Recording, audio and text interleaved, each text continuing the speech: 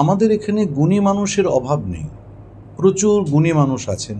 আমার তো মনে হয় বিশ্বমানের শিল্পীরা আছেন, বিশ্বমানের টেকনিশিয়ানরা রয়েছেন।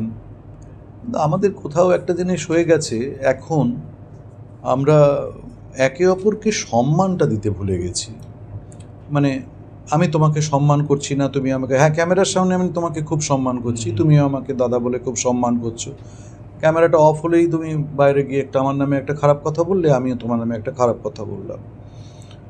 এই যে পারস্পরিক যে সম্মানটা, এটা নষ্ট হয়ে গেছে, আজকাল প্রায় পাওয়া যায় না। যেখানে যতটুকু ছিটেফোঁটা লেগে আছে মনে হয় তার পেছনে আবার কোনো স্বার্থ আছে।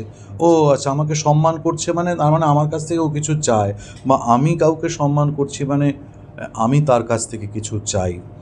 তো এই যে পারস্পরিক সম্মানটা নষ্ট হয়ে যাওয়ার ফলে কি হয়েছে, এই যে কাজের প্রতিও যে একটা সম্মান বা ডেডিকেশন